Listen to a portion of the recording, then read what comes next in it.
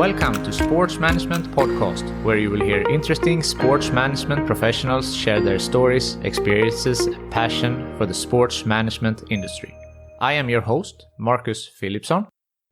Welcome to episode 95 of Sports Management Podcast. This episode is sponsored by InSport Education, the online business school for sport. InSport Education is offering Sports Management Podcast listeners 10% off all of their courses with the code SportsManagementPodcast10. Click the link in the description below and elevate your sports business career today. Now, today's guest is Dan Rapaport, a writer and podcaster for Barstool Sports, and known to the masses from the Netflix series Full Swing.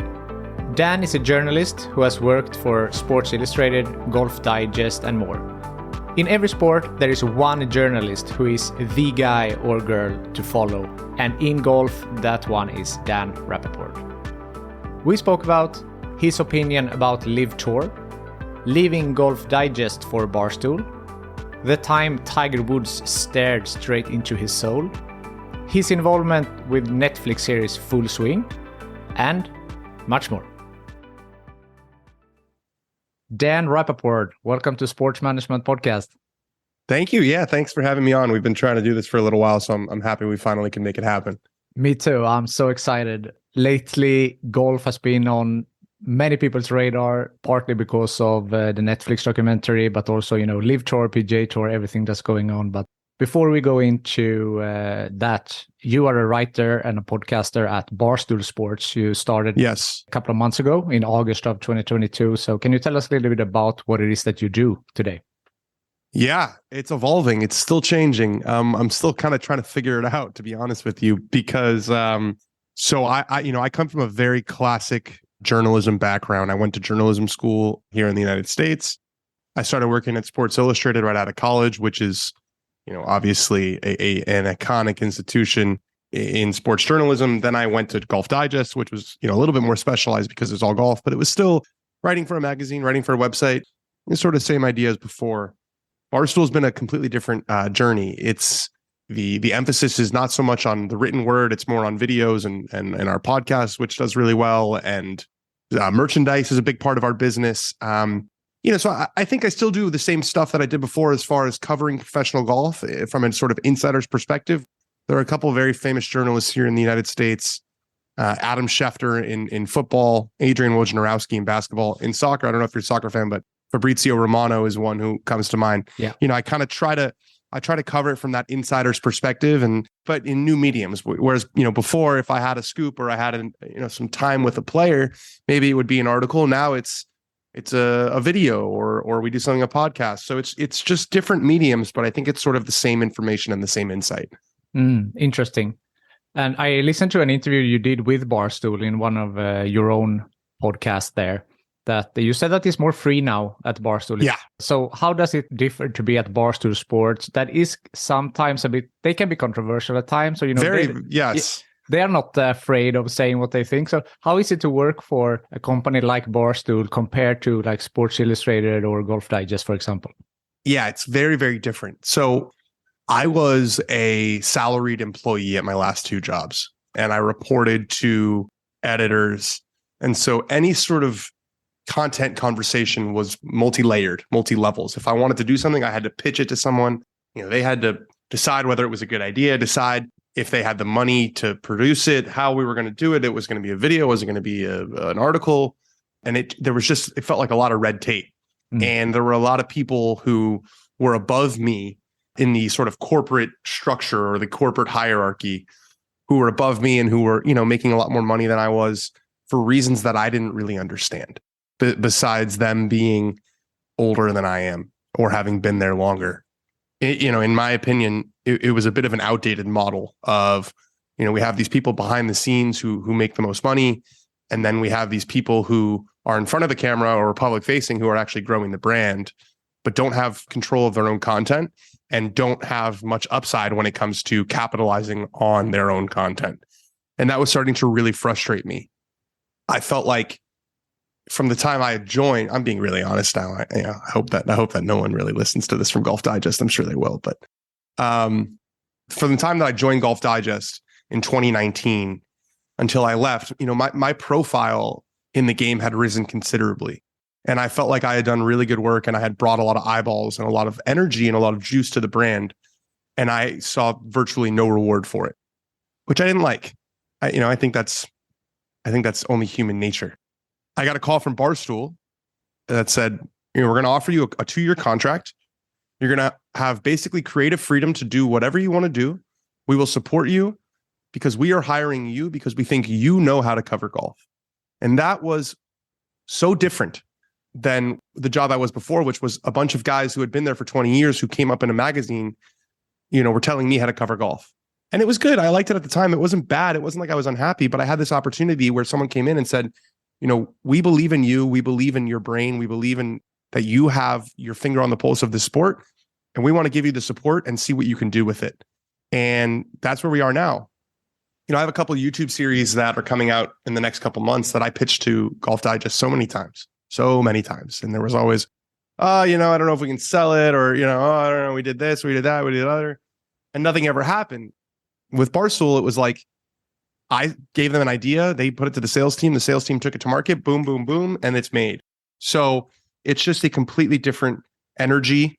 It's a lot younger. And I feel like Barstool basically supports, they sign people who they believe in. They support them with resources. And then look, if I suck, they won't renew my contract, but at least they give you a chance to really soar. Yeah, I understand that. And it's interesting point that you said, because I was talking to Kevin Weeks recently. He's a media professional in ice hockey. But he said that as well, that he wanted to break some news and he reached out to the networks and they said, it's not really the time. And then, like you said with your YouTube series, and he just ended up doing it himself on his own channels. So I see where you come from. And I think that's a common thing nowadays. Well, it's like, this podcast, for example, right? All you have to do to make this podcast is buy that microphone, the same one that I'm using. Yeah. And, maybe pay a little bit for some software, and that's it. Yeah. Back in the day, you needed these big places for distribution. If it's 1990, okay, and I have a piece of information and I want to get it out to the world, how am I going to do that? You have to go through one of these publishers. It's no longer the case. I have, a good following. I can go direct to the consumer with my content and with my information. So, it's just, the world of media is evolving rapidly. It already has evolved rapidly. And I wanted to go to a place that I felt like was on the right side of it. I understand that. You said that your profile had risen rapidly when you signed with Golf Digest. And now it must have, have gone to a different level after the Netflix series Full Swing, obviously. I am not a hardcore golf fan. I follow the big news. That's good. That's good. If you watched it, that's a good sign. I did watch it and I loved it. Yeah. And that's great. But for example, I didn't know who you were before the series. And now I started following your Twitter and so on and what you're reporting. And I'm a big fan of you. And that's why I reached out to you. I wanted to do the podcast. So, I assume that there are more people like me who, after Full Swing, they also saw your great work. Yeah. It was already sort of starting to pick up with Barstool, because Barstool's, you're in Sweden, you said, right? Yes, correct. Yeah. So, we're not necessarily very big in Sweden, but Barstool's very, very big here in the United States. But Netflix is a different level. I knew, I'd seen the numbers. I think it's like 250 or 260 million subscribers. And you think about how many people share passwords. So it's really closer probably to like 500 million people. Yeah. But it's funny, the way that I kind of realized was, so the show came out on a Wednesday, February 15th. And I was at the golf tournament at Riviera, a Tigers event in LA. But there were no fans on the golf course on Wednesday because they didn't sell tickets. It was a practice day. There were no fans. So, the show comes out. I'm just out there in my job, don't really notice anything. Thursday was the first day of the tournament. I wasn't there. I had an appointment or something. I couldn't go to the golf tournament. So I wasn't there. So I missed it on Thursday. So, just go to wherever I'm going, come back, nothing. I show up on Friday, and this is 2 days after the series has come out. And it was like overnight, like everyone knew who I was. It was unbelievable. It was like I couldn't walk. And obviously golf tournaments it's not real life. Everyone who's in a golf tournament loves golf and is a golf person. So, I walk my dog down the street in New York and maybe one person says something. But at these golf tournaments, you get all the golf nuts in one area together. And yeah, it was crazy. It was like overnight, everyone knew who I was, and I couldn't walk 25 steps without someone saying Dan or Full Swing or this or that. So I feel extremely fortunate to be involved in golf in this moment. As you mentioned, even before the Netflix show, just with LIV, it's just been all over the news. It's been everywhere. Even before I went to Barstool, I was on CNN and I was on BBC, last year, and that would never happen if it wasn't for LIV Golf. No one would have me on to talk about, birdies and bogeys, but you start talking about trust and loyalty and betrayal and Saudi Arabia and dismembering journalists, and that crossed over into just normal, real news, not just golf news. So I feel very fortunate to be in this sport at this time. I understand that. And it's, as you say, it's really on everyone's minds at the moment. So let's jump to LIV. Let's talk about that. So sure, there are different sides of this. I feel that some people say that LIV is terrible because it funds from Saudi money, and that's terrible. Some say that they should be able to do whatever they want. Competition, it's freely. And someone is, a little bit in between that LIV Tour is not the greatest, but it has made the PGA Tour make it a little bit better for the players on that tour. So what is you have obviously a greater insight than I do. So what is your opinion on the whole thing? So it's a big question. Look, I'm not a huge fan of the Saudi Arabian government. I don't think that that's controversial to say, but I understand how world markets work. And, I'm a big soccer fan or football fan. So, them buying Newcastle and other Middle Eastern countries having a big role in European sport, I think it's much more normalized where you guys are. Formula One, I know that Manchester City is owned, I think, by Qatar. They're all over. And the way that markets work is economies are global these days. And if you really look into where money comes from, it's a very dangerous game. I don't think that the league is going to succeed from a financial standpoint, but that's just me saying what I think. I don't hold it against players for taking the money and for going. Everyone's decision-making process is impacted by their own personal lives and experiences and circumstances that we can't possibly understand. If someone offered me $150 million, it would be very hard to turn down. I know that for a fact. That doesn't mean that I'm rooting for the league. It doesn't mean that I think it's going to succeed. I don't think it will succeed. Well, I guess it depends on what your definition of success is, because if they want to make money, that's not going to happen. If they want to keep having events like they had last week where they go to Australia and everyone has a great time and it's a party, and then they can keep doing that. They can afford to throw good parties. They have a lot of money to do that. I don't think it will be a commercial success, but yeah, I don't really buy the whole, oh, they're so terrible because this is coming from Saudi Arabia. I just think that that's a really fraught game, and it becomes hypocritical very quickly. I still enjoy watching the PGA Tour more. The LIV stuff with all the, it just feels like a bit of a circus for me, but I'm not like morally against it, if that makes sense. That makes sense. Can you see that the start of LIV Tour has put pressure on the PGA Tour to, pay their players better and so on? Oh, of course. I mean, of course, it's not, I don't think it's a debate, right? Like, if we look at just how much has changed, that's the crazy thing. I just looked at the calendar here. It's April 26th. LIV, it's not even 1 year. It's not even 1 year that this thing has existed. And the PGA Tour has completely overhauled its entire model. The FedEx Cup playoffs is no longer 125, it's 75. You've got these designated events that are paying these guys $3.6 million for winning them. It used to be that 2 million was like unfathomable. Now all of a sudden they're at 3.6 million. You've got the player impact program, to pay guys who aren't necessarily playing their best, but are bringing attention to the sport. There's now a pathway directly for guys to go straight from college golf to the PGA Tour. That was never a thing before. Competition breeds innovation. And I don't think there's a single serious person in the world who would deny that the emergence of LIV Golf has lit a fire under the ass of the PGA Tour, and that the players themselves are better off. Now, are the fans better off? That's an interesting question, because on one hand, there are these designated events where the best players are playing against each other more often. On the other hand, there has been a split. A lot of the best players in the world are not playing on the PGA Tour. But yeah, if you're a professional golfer, I don't think, even if you didn't join LIV, I don't think that you're upset that LIV happened. Even Rory McIlroy, who has been probably the most vocal opponent of LIV, said, I think professional golfers everywhere can be thankful that this happened to some extent, because it's made everything. Yeah, it's just been like, when you're the leader of a business and this, you do sports. If you're the leader of a business and you're running your business without any sort of competition, really, for 30 or 40 years, it's just human nature. You're going to be a bit complacent. You're not going to have the same motivation to make changes and tweaks. And now that complacency is gone. Yeah, definitely. I agree with that. If we, put the politics and all of that from Saudi Arabia aside, and we just look how the competitions look. So the LIV Tour, they are guaranteed the money, while in PGA Tour, you need to perform to win the money. And I spoke to Eric Chavez from the PGA Tour. He works in the sales department. And he said that one of the great things with the PGA Tour is that it's a true meritocracy. That I agree. If you win, then you're the best, you win, and you get paid. Do you think that that's something that could be like a threat to the sport if you have guaranteed money and then the players don't have the same incentive to win or play well?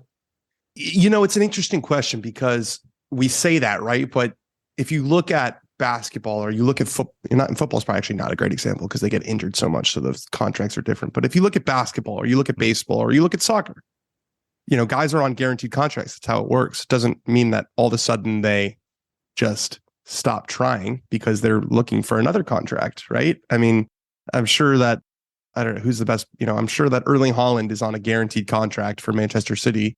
And it doesn't, he's a professional, he's an athlete. He's not going to, because he's on that money, he's not just going to stop trying.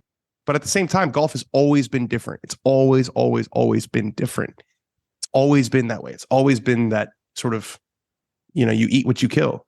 You start the week with no money, and you got to earn it. But the PGA Tours is changing that too, right? I mean, these designated events are going to have no cut, which means that the last place guy is going to make a couple $100,000. So I don't see it. I don't see. There are definitely guys who, at the end of their career, if they're given a big payday, that they're going to just sort of ride off into the sunset. And I think you're sort of seeing that with some of the guys on the LIV Golf Tour, the Ian Poulters, the Lee Westwoods. Yeah. And these guys they're not really a factor anymore. And they're probably like, can't believe that they got all this money. They're like, this is the greatest thing in the world. But if you're Cameron Smith, or you're Brooks Koepka, or you're Patrick Reed, and you're in your late 20s, or you're in your early 30s, and you're in the prime of your career, and you want to win majors, I don't think that a guaranteed money paycheck is just going to make you all of a sudden lose your incentive. No, that's an interesting point. I think also that one of the things that made me more interested in the sport now was the characters of the players. And there, of course, the Netflix series plays a huge role. My favorite episode was number 4 with Joel and Gino. Their relationship, and also that Joel is beating on himself so hard when he's like one of the best in the world. I found that episode was hilarious to me. Yeah, I love that episode. And I think, what it has done for Joel and Gino already is crazy. I was talking to Joel after, I think it was the Players Championship, which is one of the big tournaments in Florida here in March. And, he's showing up to tee boxes, and everyone's chanting his name, and everyone's saying, take it off. And he's like, he comes off and he's like, I felt like Ricky Fowler, and it's amazing what happens when you sort of remove the mask, right? When you are no longer just a pair of khaki pants and a hat, right? And you learn what motivates these people. It's the same as Formula One. That's how you develop fans. And golf has always been interesting because it's not a team sport, right? There's no, players aren't tied to a certain town or a certain city like they are in basketball or soccer or football. And so there were Tiger fans, and then there were people who didn't like Tiger, but there weren't. This is a way for people to have rooting interest in actual people. And I think that's a really strong way to get people to tune in. And it sounds like that's what's been the case for you, is that, oh, you see Joel Damon's name on the leaderboard. Oh, you feel like Joel Damon because you've watched him on the show. Now you're going to tune in and watch. So that was the goal of the series always, was to show that there's, and I think people historically thought that golfers were very vanilla, just like I said, just sort of a khaki pants and a visor. That's what golfers were. But the modern PGA Tour player, most of them didn't grow up at country clubs. Most of them aren't what you think they are. And I think that the show did a really good job in kind of removing that veil. I think so too. And it is confirmed, right, with the second season of the show? Confirmed. There's shooting already happening. Yeah, 100% confirmed. So we're excited about that. That's really great. So what exactly is your role in the series? I mean, of course, you're talking as an expert in the sport, but do you have any other, are you invested some otherwise in the show? Yeah, this season was unique because, or the first season, because of the Matt Fitzpatrick episode. Matt and I go way back as friends, and so they wanted to highlight that. I don't know if that's going to be a thing again moving forward. I think my role will probably be more what it was in every episode besides the Fitzpatrick one, which was kind of just, adding insight and adding context and kind of connecting storylines. But you just don't know. That's the thing about these shows is I sat for probably, between 10 and 15 hours of interviews for season 1, and they probably used, 6 minutes, 5 minutes of me speaking. And yeah, you sign a release that basically says, you guys own this content. You can do whatever you want with it. And, with Barstool, when we're making a video, I can talk to the editors or the producers and be like, hey, what's it looking like? What, is this in there and that in there? With Netflix, it's like, you'll see when everybody else sees. So I won't have an answer for you, a definitive answer, but hopefully, fingers crossed, a similar role of just kind of helping explain to the people exactly what they're seeing. Something to look forward to for sure. Yeah, I agree. Talking about these individuals, Joel and Matt that you mentioned, the biggest name for sure historically is Tiger Woods. And you had an interview with him a couple of years ago when you said that he stared right through your soul. Yeah. Can you talk a little bit quickly about that? Yeah, this was it's the only time it's ever happened to me in my whole career. It's so funny. You ask thousands and thousands of questions and you forget one, and that's all people remember. No, it was 2020. It was the 2021 Hero World Challenge. I think it was his first press conference after the accident. So it was very intense in there. And I had a question planned that I was going to ask. And then he mentioned in the answer right before something about his leg being amputated. And I was like, well, I got to ask about that. Like, if the greatest player in the world says that he almost had his leg amputated, that's something that I'm going to follow up on. So I kind of pivoted from asking about what I was going to ask. And I was like, oh, I'm just going to ask this question about the amputation, and then I'll get back to my other question. So I said, basically something like, how close was the leg to actually being amputated? And he looks at me and he goes, it was close. And I just completely forgot my second question. The thought of Tiger Woods with no leg, kind of like crutching himself to the first tee at the Masters to hit it just was running through my head, and I just completely forgot. And then he does this thing when he doesn't like a question or he being intense, where he just keeps staring at you. And so I'm trying to remember the question while Tiger Woods is just staring right at me. And eventually I had to say, I forgot. And, he was cool about it. We did like a little follow-up video afterwards. Yeah, I saw that. But I've learned to write down my questions now. Yeah, I'm sure. But it makes a funny story at least. I think it was overall a good thing. It was not on purpose. People accused me of forgetting it on purpose. It was really? Definitely not on purpose. I mean, one or two people, but okay. Yeah, no, I think it was definitely a good thing. That's awesome. Before we wrap up here, is there something that you would like to mention that I haven't asked you yet? No, I just I respect what you're doing. Like we talked about, I get a lot of people who always ask me, how do I work at Barstool? How do I can do this, that, and the other. And it's like, well, let's see it. Do it. Like, actually go out there and do it. You won't believe how many messages I get from people that are saying, I can do this and I can do that. And I'm like, great. Show it. Do it. Yeah. Like, do it. No one's going to believe you. And the other thing I will say is, if anyone is listening to this, my biggest piece of advice is don't respond to people on social media. Just don't do it. It's all they want. I mean, no. Like haters. I'm saying don't respond to haters. Oh, okay. Yeah. I'm not saying to anyone at all. If people are asking questions, that's fine. But, I get people ask, how do you not respond? Because there's so many people who comment on all my videos. Oh, you suck so much. Everything's terrible, blah, blah, blah. All they want is for you to notice and for them to know that you're reading it.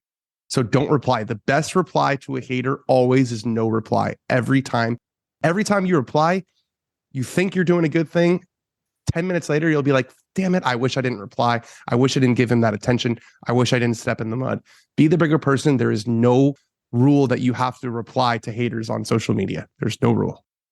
For sure. I agree with that. I'm building this platform and I'm not having the same size that you do, so I haven't received so much negative one. But if I get some haters, I will definitely just ignore them. Just ignore them. Just ignore them. That's my big. I mean, that was not just for you. It's for anybody who's listening. Like, for sure. Yeah. You never come out on top. It's like both people lose in that scenario. I know we're on time. Last question, really quick. I asked this to everyone. If you could choose the next guest on this podcast, who do you think I should talk to? Ooh, that is a good question. You should talk to someone from LIV. Oh, that's interesting. You should talk to someone from LIV. I mean, you've spoken to the PGA Tour. I would talk to someone to LIV because they're trying to do something that no one else is, which is like take down a major sports league. I think for your business, I think that would be really interesting. Yeah, for sure. Yeah. I'll look into that. There you go. Dan, thank you so much for taking the time to be on the Sports Management Podcast. I really enjoyed it. Yeah, thanks, Marcus. Talk soon. Thank you for listening to the Sports Management Podcast. Please hit the subscribe button so you don't miss out on any upcoming episodes. Also, feel free to leave a comment about what you thought about this episode. If you want to get in contact with me, send an email to sportsmpodcast@gmail.com or hit me up on Facebook, Twitter, or Instagram @sportsmpodcast.